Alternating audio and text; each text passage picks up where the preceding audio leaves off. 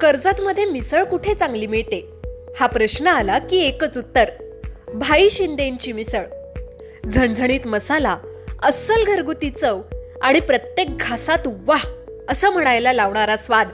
शिंदेंची मिसळ म्हणजे चवीची खरी ओळख. कर्जतला आलात आणि भाई शिंदेंची मिसळ खाल्ली नाही तर तुम्ही मिसळची खरी चव अजून चाखलेलीच नाही. तर आजच या, कर्जतची मिसळ म्हणजे भाई शिंदेंची मिसळ. अधिक माहितीसाठी संपर्क 9067208163. नमस्कार, मी विकास मिरगण. विकासनामा डिजिटल प्लॅटफॉर्म मध्ये आपलं स्वागत आहे. चर्चा करतोय भाजपच्या राजकारणासंदर्भामध्ये. खरं तर भाजपनी प्रथमच नगराध्यक्ष पदाची निवडणूक लढवली. कर्जतच्या राजकारणापर्यंत आतापर्यंत भाजपनी शिवसेना भाजपा मित्रपक्ष म्हणून निवडणूक लढवत होते, पण भाजपनी यावेळेला प्रथमच थेट नगराध्यक्ष पदाच्या डॉक्टर स्वाती लाड, ज्या माजी आमदार सुरेश लाडांच्या सुनबाई होत्या, त्यांना निवडणुकीच्या रिंगणात उतरवण्यात आलं. नंतर शिवसेनेकडून सुद्धा त्यांनी उमेदवार जाहीर म्हणजे त्यांच्या नावाची चर्चा आली. अखेर भाजपने बाजी मारली, पण मात्र इथे स्वाती लाडांचा दानून पराभव झाला. 4,000पेक्षा आधी सुरेश लाडांच्या मुलीचा पराभव झाला, ज्या प्रतीक्षा लाड होत्या त्यांचा पराभव झाला. हा दुसऱ्यांदा सुरेश लाडांचा पराभव झालेला आहे. आता याच्यावर मंथन भाजप करणार आहे का? मूळ मुद्दा असा आहे की भाजपने साधारणपणे 7 सीट लढवल्या होत्या, 1 सीट विन झालेला आहे. गेल्या निवडणुकीमध्ये भाजपच्या 4 निवडून आले, 4 नगरसेवक होते. तर भाजपचं काय चुकलं? भाजपामध्ये ज्या पद्धतीने राजकारण करायला पाहिजे होतं, मुळामध्ये कर्जत मंडळ आधी भाजपाचे राजेश लाड यांच्याकडे होतं, पण मात्र त्यांना वाटाघाटी करताना ते बोलवलं गेलं नाहीये. बाकी चर्चा हेच नेते करत राहिले.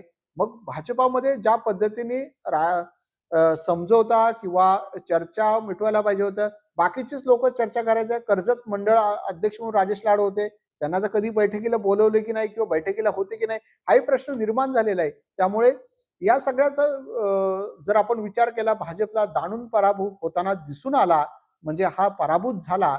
परंतु आपण कर्जतच्या राजकारणावर अनेकदा बोललो की भाजपला सक्षम नेतृत्व नाहीये. कारण भाजपामध्ये इतके गट आहेत, त्या गटबाजीमुळे भाजपला एक भविष्यामध्ये जर नेतृत्व निर्माण करावं लागेल, आता कुणाला म्हणजे आता कर्जतच्या राजकारणात कुणाला घ्यायचं हाच प्रश्न पडला.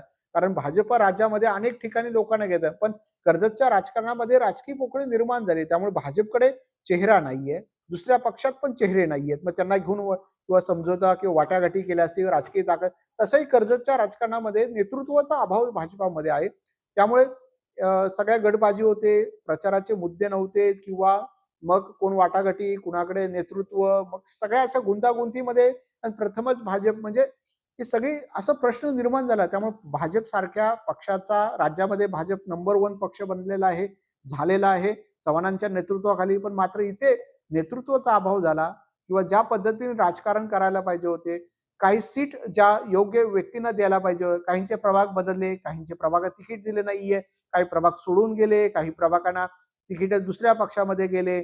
अशोक ओसवालांचं तिकीट कापलं, घुमरे राष्ट्रवादीत गेले, मग स्वामींनी मांजरे त्यांचा प्रभाग बदलण्यात आलेला आहे. हे सगळे प्रश्न निर्माण आहे. शेवट क्षणापर्यंत शिवसेना भाजपमध्ये वाटाघाटी होत राहिल्या, आणि त्याच्यामध्ये कुठंतरी हा फायदा जो आहे परिवर्तन आघाडीचा झाला असं म्हणायला काय हरकत नाही. पण भाजप याच्यातून काय शिकणार आहे का? तुमच्याकडे 4 सीट होत आहेत, आता तुम्ही 1 सीटवर आलेला आहात.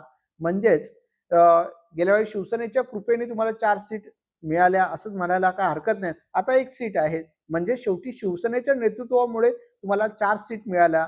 या निकालावरून स्पष्ट होतंय तुम्ही शिवसेना भाजप गेल्या निवडणुकी आता विचार केला या निवडणुकीच्या दृष्टीने, तर भाजपला 1 जागा मिळालेली आहे. आणि भाजप भविष्यामध्ये काय करणार? भाजपने आत्मपरीक्षण करावं. कोणाला चुकलं, कोण याचे राजीनामा नैतिक जबाबदारी स्वीकारणार आहे का, कुणामुळे चुकलं, काय राजकारण झालं, हे सगळं याचं आत्मपरीक्षण भाजप करेल किंवा करूही शकेल. परंतु आता थेट नगराध्यक्ष पदासाठी एक उमेदवार पडतो, याचं जे आहेत आधी वेगळे उमेदवार चर्चा चाचपणी ही केली गेली. मात्र अचानक सुरेश लाडांसारख्या माणसाचा पराभव दुसऱ्यांदा होणं, हे सुद्धा लाडांसारख्या व्यक्तिमत्वाला कर्जतकरांनी पुन्हा एकदा नाकारलं असंच म्हणायला हरकत नाहीये. धन्यवाद.